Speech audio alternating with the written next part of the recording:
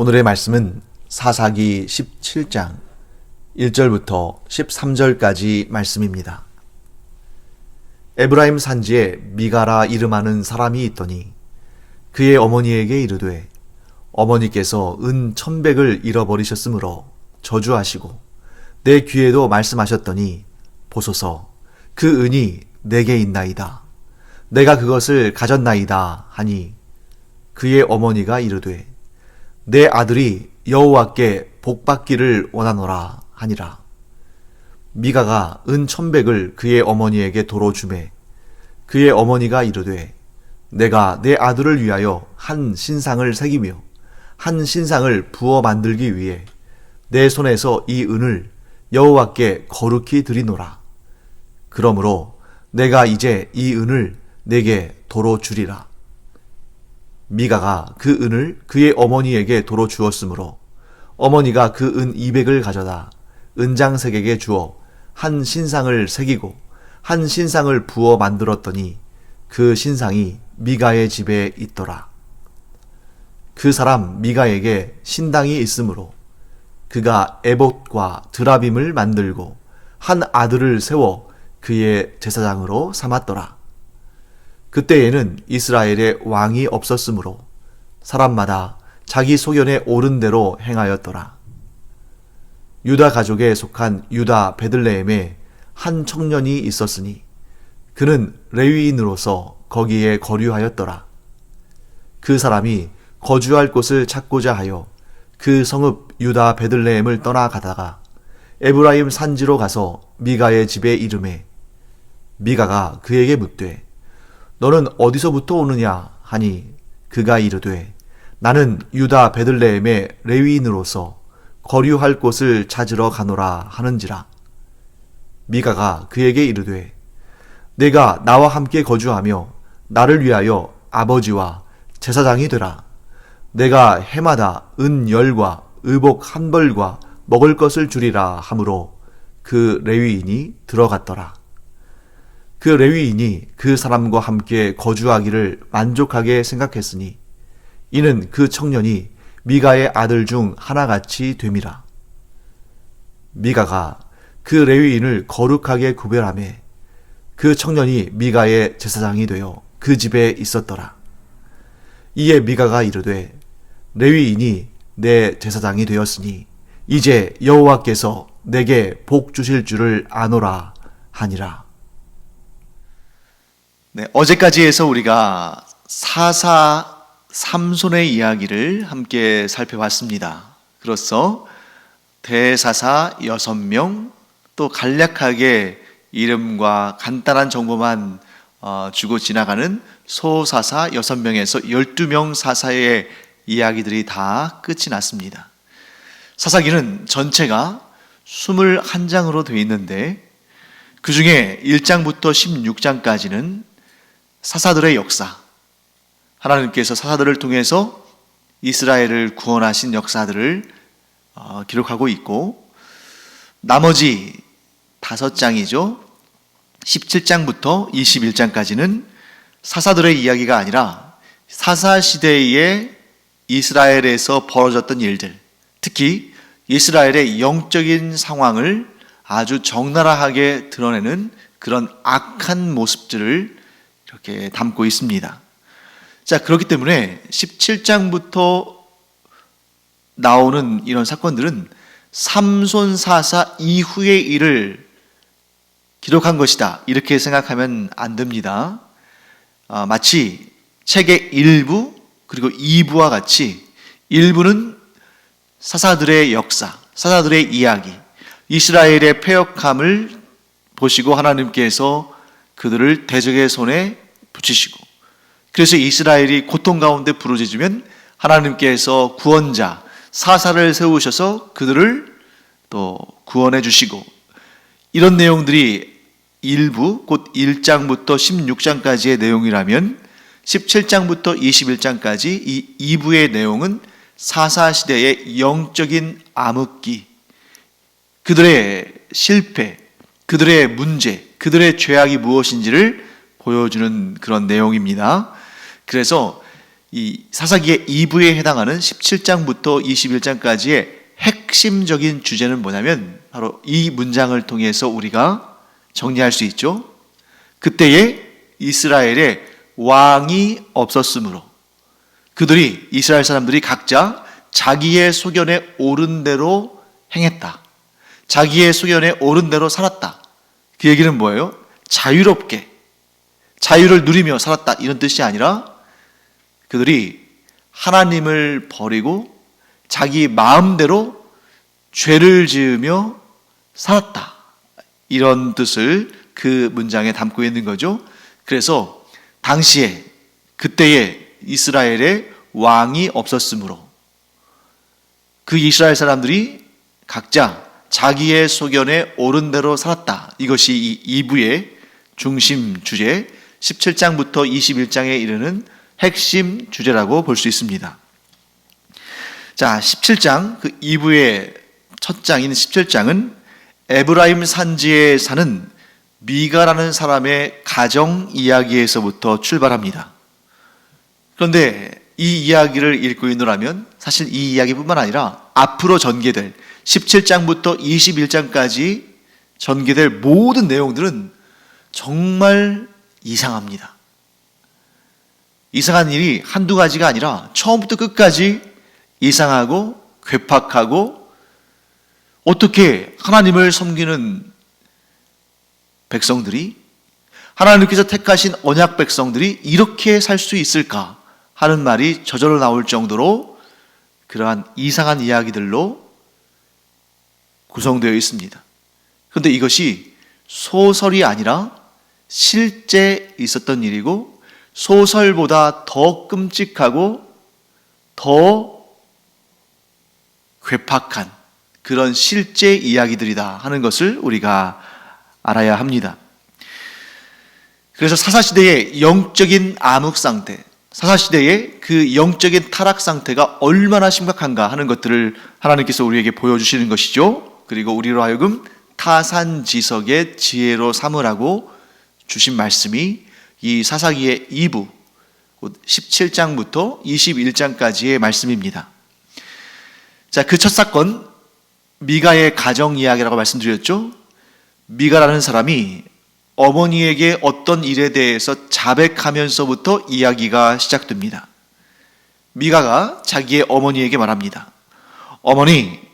어머니께서 전에 은 1100, 곧 은 1100세겔을 잃어버리셨죠.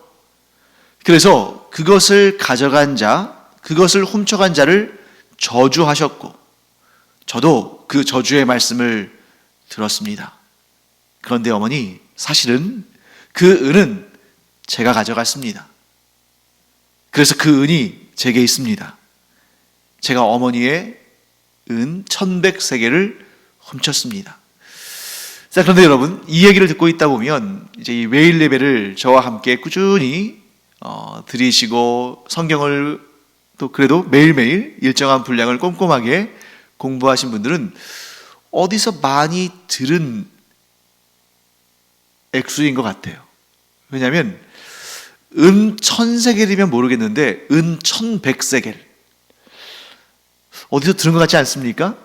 네, 삼손의 힘의 비밀을 알기 위해서 블레셋 방백들, 곧 블레셋의 지도자들이, 통치자들이 들릴라에게 제안을 하죠. 삼손의 힘의 원천이 어디로부터 나오는지, 그리고 우리가 어떻게 하면 그를 결박할 수 있을지를 좀 알아내라. 알아내면 우리가 각각 너에게 은 1100씩을 주겠다. 은 1100세겔씩을 우리가 각각 너에게 주겠다. 그렇게 나왔죠. 그래서 은 1000세겔 하면 대략적으로 우리가 어떻게 생각하면 되냐면 1000만 원 조금 넘는 돈이다. 그러니까 은 1100세겔 했으니까 1200만 원 정도 되는 돈입니다. 그렇게 상당한 돈이죠. 1200만 원 정도 되는 돈을 어느 날 갑자기 잃어버렸다고 생각해 보세요. 도둑 맞았다고 생각해 보십시오. 얼마나 아까운 것입니까? 더군다나 오늘날 1200만 원과 지금으로부터 거의 한 3000년 전, 그 이전 시대에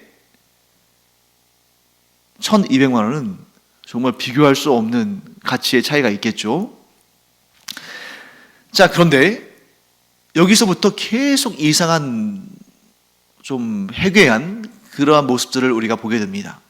아들은 자신이 어머니의 은을 가져갔다고 고백하면서 어머니에게 잘못했다고 고백하거나 용서를 구하는 말이 나오지 않습니다. 그러니까 영적인 타락의 시대에는 도덕적, 윤리적 타락은 자연스럽게 뒤따른다. 어머니의 큰 돈을 자기는 가져갔다고 말하지만 사실은 훔쳐간 것인데 거기에 대한 어떤 도덕적, 윤리적 문제의식도 갖지 않고 사과하지도 않고 반성하지도 않는 그런 모습이 이 사사시대의 영적인 암흑의 시대의 모습을 아주 단적으로 보여주고 있습니다. 그런데 왜 이제 와서 반성하는 것도 아니고 후회하는 것도 아닌데 이제 와서 어머니에게 고백하는 것일까?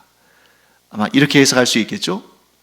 어머니가 그 은을, 자기의 은을 가져간 자를 저주하지 않았습니까? 그러니까 도덕적으로 문제가 있다, 윤리적으로 문제가 있다, 내가 참 잘못했다, 내가 어떻게 어머니의 돈을 훔치다니, 이러한 회개와 반성의 의미를 가지고 어머니에게 고백한 것이 아니라 저주를 피하고 싶었어. 그러니까 본능적으로 저주가 자기에게 임할 것에 대한 두려움을 가지고 어머니에게 솔직하게 토로했다라고 볼 수 있겠습니다. 자, 그때 미가의 어머니는 이렇게 말합니다. 내 아들이 여호와께 복받기를 원하노라. 자, 보통의 부모 같으면 어떻게 했을까요? 일단 자식이 자기의 돈을 훔쳐갔다면 부모된 입장에서는 아주 따끔하게 혼을 내야겠죠. 물론 부모니까 자식을 사랑하는 마음, 아끼는 마음, 더 잘 됐으면 하는 마음으로 그 자녀를 사랑하고 보듬어주고 덮어줘야 되지만, 그러나 잘못된 것에 대해서는 분명히 잘못됐다는 것을 얘기해주고 가르쳐야 되는 거죠. 그런데 지금 뭐라고 합니까? 내 아들이 여호와께 복받기를 원하노라.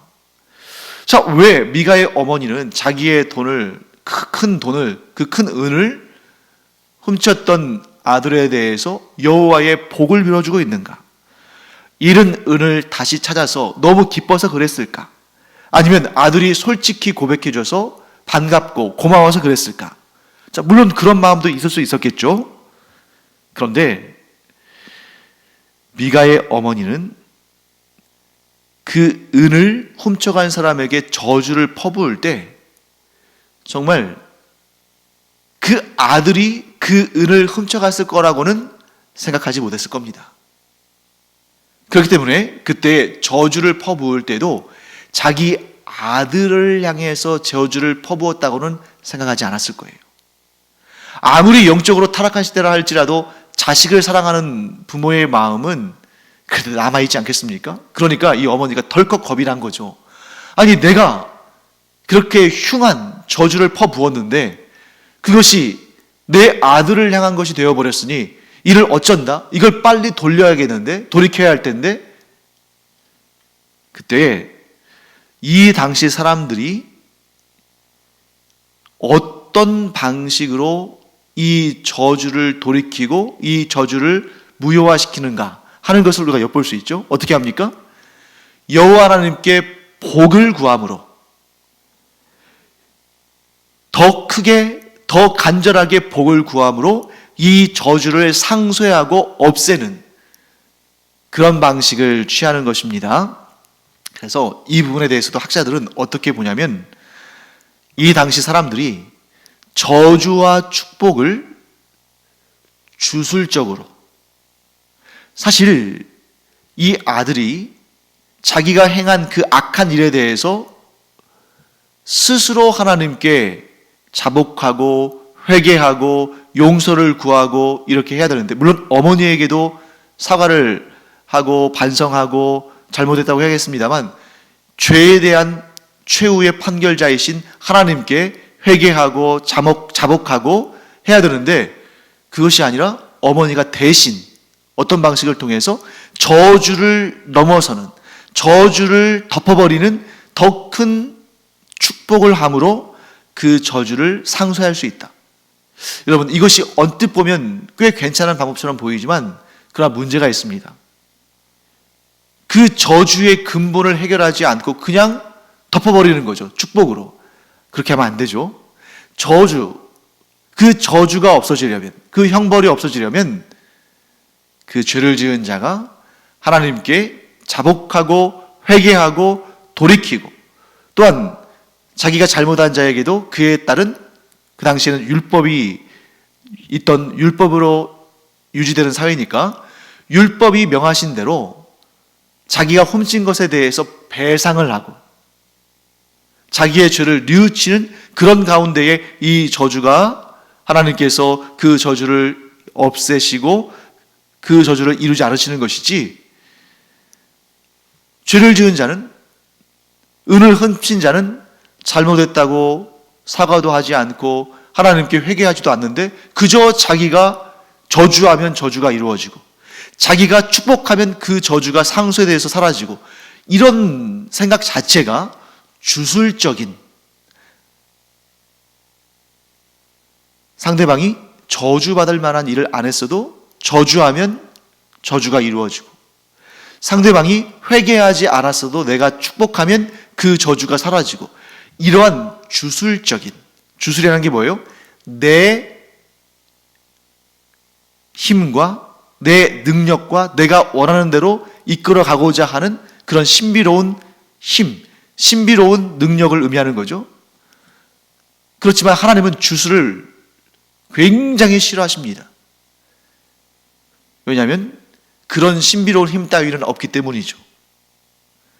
역사를 주관하시고 인간의 생사화복을 주관하시는 분은 오직 하나님이시고 하나님의 능력으로 생사화복이 이루어지는 거지, 사람이, 상대방이 그만한 문제가 없는데 저주한다고 해서 저주를 그 사람이 받는 것도 아니고, 자기가 아무리 축복한다고 해도 하나님의 저주 아래 놓여있는 자의 저주가 사라지는 것도 아닙니다.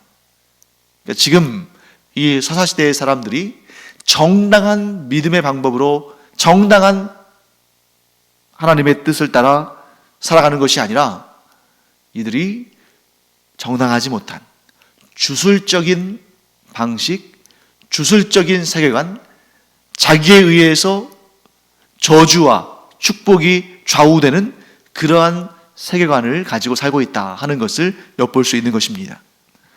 자, 그 다음에 미가의 어머니가 또 이해할 수 없는 말과 행동을 합니다. 미가의 어머니는 뭐라고 말하냐면, 내가 잃었던 은을 다시 되찾았으니까 이것을, 이 은 1100세겔을 여호와께 드리겠다. 물론 자기가 잃은 줄 알았는데 다시 찾아서 그것을 감사의 마음으로 하나님께 바치겠다. 좋은 마음이죠. 억지로 하는 것이 아니라 자원해서 하는 거라면, 하나님께 기쁜 마음으로 성별하여 예물을 드린다면 그걸 누가 뭐라고 하겠습니까? 하나님도 기뻐하실 것이고 참 아름다운 믿음의 표현이죠. 그런데 그 방법이 아주 이상합니다. 이 여인이 어떻게 결정을 하냐면, 자기의 아들을 위하여 한 신상을 새기며, 뭐 돌이나 나무나 이런 것들을 조각해서 신상을 만든다는 거죠. 그리고 한 신상을 부어 만든다. 이건 뭐냐면 금속, 뭐 금이나 은이나 동이나 이런 금속을 녹여서 주물 틀에 부어서 이제 금속의 우상을 만든다는 거죠. 하나는 조각한 우상을, 하나는 금속을 부어 만든 우상을, 이 우상 두 개를 만들어서 여호와께 드리겠다. 되찾은 은, 이 1100세겔로 그 중에 일부를 가지고 우상 두 개를 만들어서 아들을 위하여 여호와께 드리겠다. 얼마나 이게 어이가 없는 생각이고 정말 우리가 혀를 찰 수밖에 없는 그런 결정입니까? 그래서 미가의 어머니는 은 200세겔, 그러니까 대략 한 200만 원쯤 되는 돈으로 은장색에게 주문을 하죠. 우상 2개를 만들어 달라고. 그렇게 해서 우상 2개를 만든 다음에 그것을 미가의 집에 두었습니다. 게다가 미가는 한술 더 뜹니다. 미가는 그 집에 신당을 가지고 있었어요.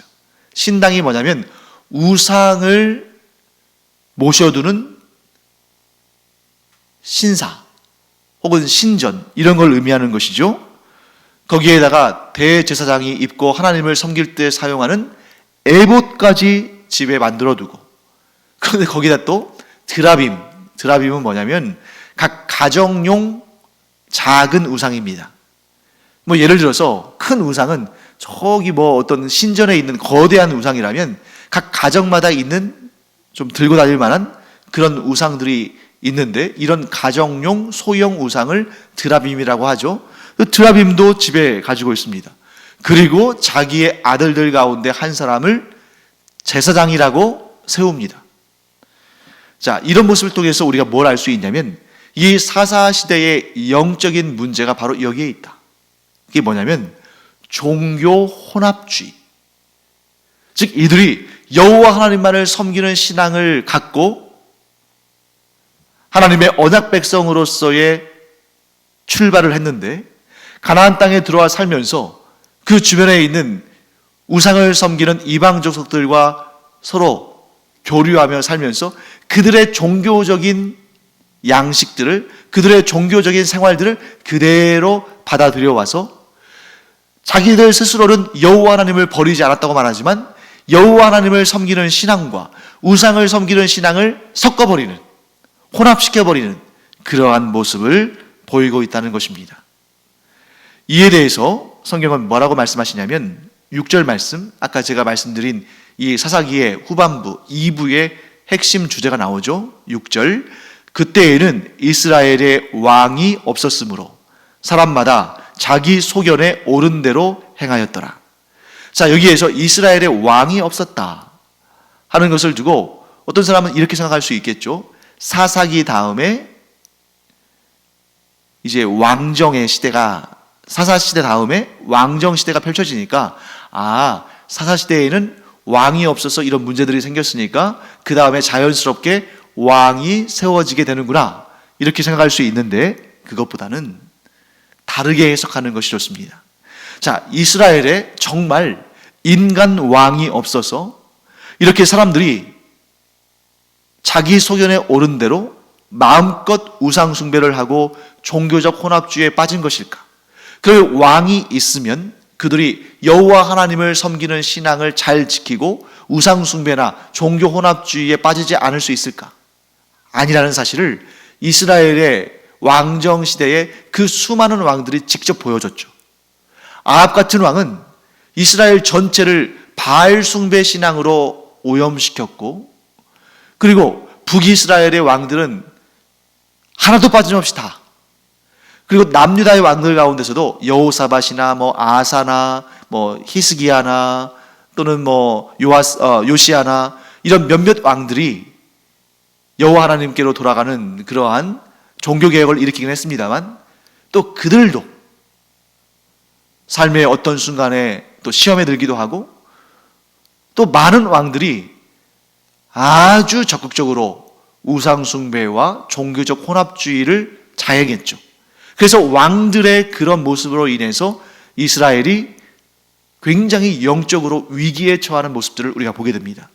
그렇기 때문에 이 6절 말씀에서, 이 사사기 6절 말씀에서 그때 이 시대에 왕이 없었기 때문에 사람들이 자기 소견에 옳은 대로 행했다 하는 것은 정말 인간 왕이 없어서가 아니라 진짜 왕, 곧 이스라엘의 왕이신 여호와 하나님을 자신들, 이스라엘 사람들의 각자의 그 삶에 왕의 자리에서 몰아내고, 즉 하나님을 왕의 자리에서 몰아내고 그 자리에 각각 자기 소견대로 판단하는 자기 자신을 왕의 자리에 올려놓음으로 말미암아 이러한 끔찍한 영적인 암흑 시대가 발생하게 됐다 하고 말씀하시는 것입니다. 자, 그 다음에 이제 초점이 유다 베들레헴으로 옮겨집니다. 유다 베들레헴에 한 레위인 청년이 있었습니다. 자, 그 사람이 거주할 곳을 찾고자 해서 유다 베들레헴을 떠나서 다니다가 에브라임 산지에 이르러서 미가의 집에 도착했습니다. 자, 이 사실에서 우리는 안타까운 사실 하나를 알게 됩니다. 자, 레위인들은 하나님께서 모세를 통해서 뭐라고 말씀하시냐면 레위인들에게는 땅을 기업으로 주지 않겠다. 왜냐하면 레위인들에게는 내가 곧 여호와 하나님께서 기업이 되시며 또 땅을 기업으로 분배받는 다른 지파 사람들이 이 레위인들을 도와서 그들이 하나님을 섬기는 일에 즉 성별된 그 사역에 집중할 수 있도록 도와줘라. 그리고 레위인들을 좀 이렇게 흩으셨습니다. 그래서 이스라엘 지역의 각 지역마다 각 지파마다 그래서 전체 48 성읍을 레위인들의 거처로 주시면서 거기에 살면서 이스라엘 사람들의 영적인 부분을 책임지도록 이 레위 지파 사람들을 하나님께서 구별하여 세우신 거죠. 그런데 유다 땅 베들레헴에서 거주하던 레위인 이렇게 되어 있잖아요. 그런데 이 유다 땅의 베들레헴은 헤브론은 레위 지파 사람들에게 주신 땅이지만 유다 땅의 베들레헴은 레위 지파에게 주신 땅이 아닌 거예요. 그러니까 지금 이 레위인이 베들레헴에서부터 에브라임으로 올랐다는 것은 그 베들레헴도 사실은 레위 지파들에게 주신 땅이 아닌 것입니다. 곧 뭘 의미하냐면 이 당대에 두 가지를 생각할 수 있죠. 레위인들이 영적으로 타락해서 그들이 하나님께서 맡겨주신 사명을 감당하지 않고 하나님의 명령, 곧 그 48 성읍에 거주하면서 이스라엘 사람들에게 영적인 그러한 하나님을 섬기는 일을 잘 감당하도록 지도하고 이끌어줘야 될 그 사명을 어기고 버리고 떠돌고 있다. 베들레헴으로 에브라임으로 떠돌고 있다. 이렇게 우리가 한 가지 볼 수 있고요. 두 번째는 왜 그러면 그 레위 사람이 지정된 성읍에 있지 않고 왜 떠돌아다니는가? 하나님께서 땅을 기업으로 주지 않으신 레위 사람들은 땅을 기업으로 받은 다른 지파 사람들이 돕고 섬기고 그들의 생활에 지장이 없도록 그들이 하나님께로부터 받은 그 사명을 어려움 없이 생활에 걱정 없이 감당할 수 있도록 도와야 되는데 그런 일을 하지 않았다는 걸 의미하는 거죠. 그러니까 영적인 타락이 레위인들의 불순종과 또한 그 레위인들을 도우라는 명령을 받은 나머지 지파들의 불순종으로 이어져서 결국 하나님의 일을 감당해야 되는 영적인 지도자의 역할을 해야 되는 레위 사람들이 떠돌이 생활을 해야 되는 먹고 살기 위해서 이리저리 돌아다녀야 되는 그러한 안타까운 지경에 이르게 되었다 하고 우리는 볼 수 있는 것입니다. 자, 미가는 이 떠도는 사람이 레위인인 것을 알고 그에게 제안을 합니다.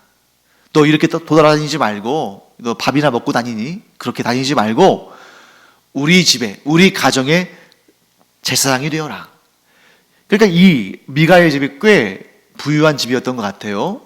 개인의 신당도 있고 또 뭐 어머니가 그 당시 돈으로 1200만 원 정도 되는 은을 가지고 있다가 잃어버릴 정도가 하는 거 보면 그래서 어떤 제안을 하냐면 해마다 은 10개, 곧 은 13개를 주고 물론 은 13개이면 그렇게 큰 돈은 아닙니다. 뭐 대략적으로 한 12만 원 정도 되겠죠.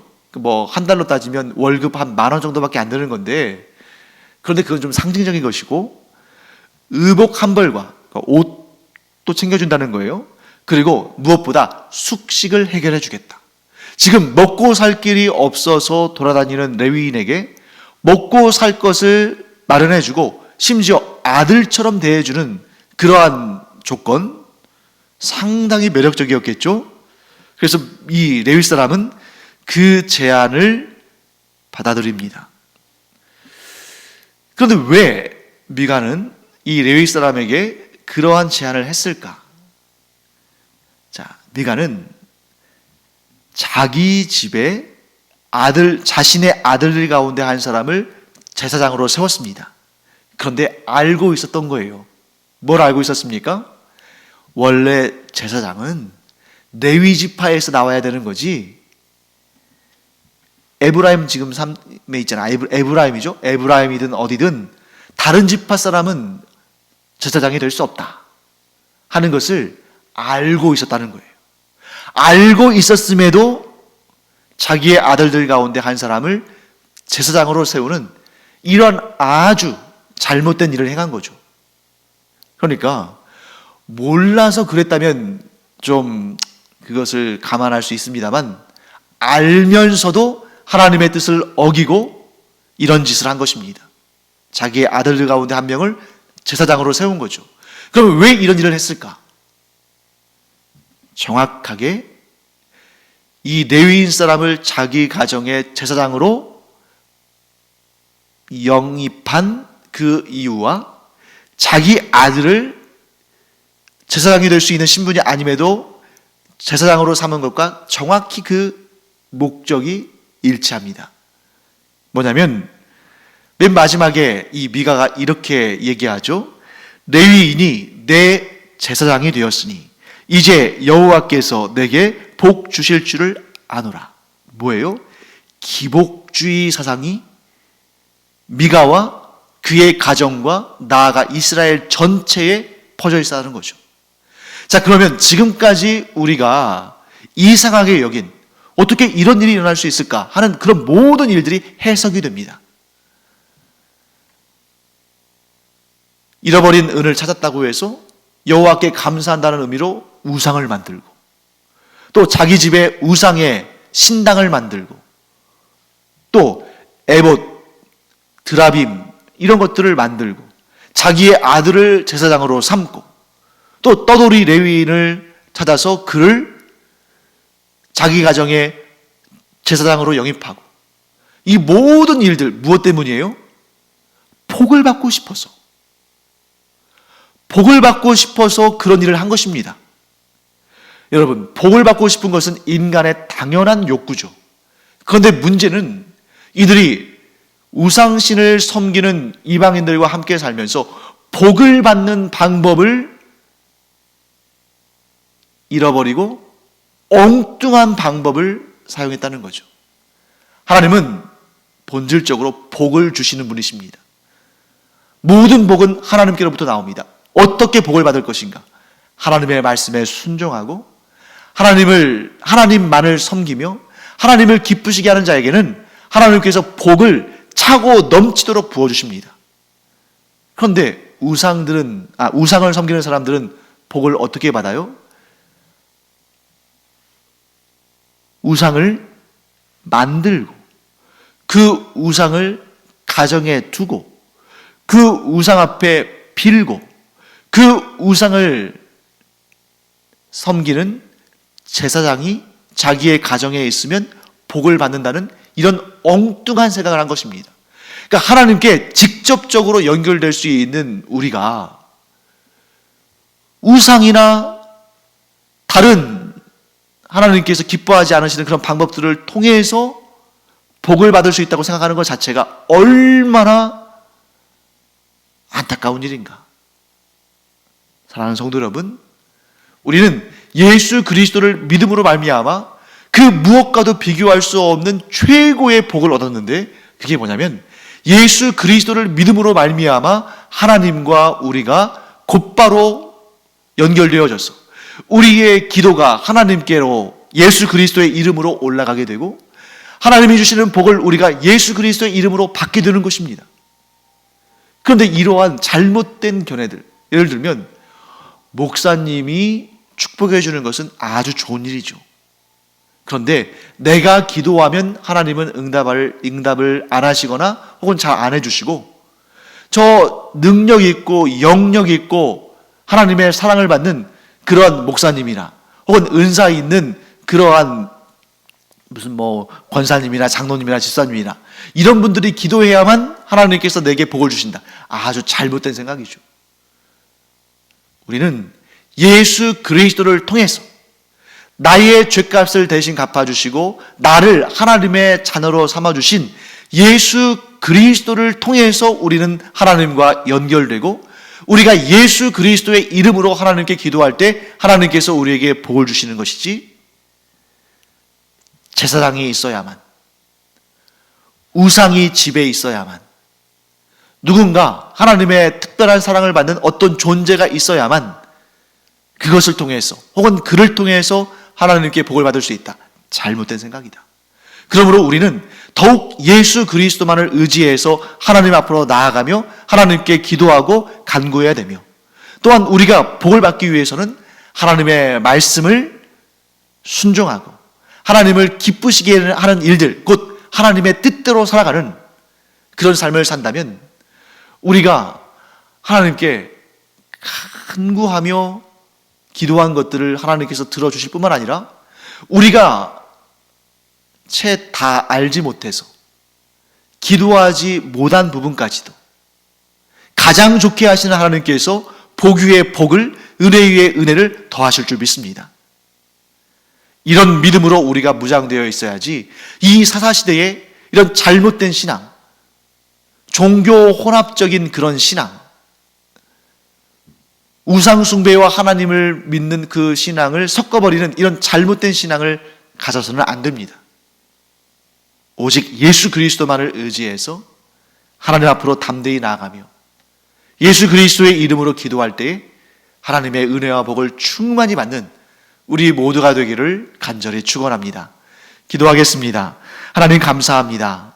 저희가 사사시대의 잘못된 신앙 방식이 아니라 온전한 신앙을 갖고 하나님 앞에 나아가는, 또 하나님께 은혜와 복을 받는 저희들 되게 하여 주시옵소서. 감사드리며 예수님의 이름으로 축복하며 기도합니다. 아멘. 기도하는 시간입니다. 어떤 영적으로 특별한 탁월한 능력이 있는 사람을 통해서 기도를 받고 싶다. 물론 그러한 소원은 우리 가운데 있을 수 있죠. 하지만 우리는 전적으로 예수 그리스도를 의지하며 하나님 앞으로 나아가야 됩니다. 또한 하나님께로부터 복을 충만히 받기를 원한다면 하나님을 기쁘시게 하는 삶, 곧 하나님을 온전히 섬기고 하나님만 섬기고 하나님께서 기뻐하시는 하나님의 말씀에 순종하는 삶을 살면 되는 것입니다. 그렇게 삶으로, 또한 그렇게 기도함으로 하나님이 주시는 충만한 은혜와 복을 누리는 우리 모두가 되기를 간절히 축원합니다. 기도하겠습니다.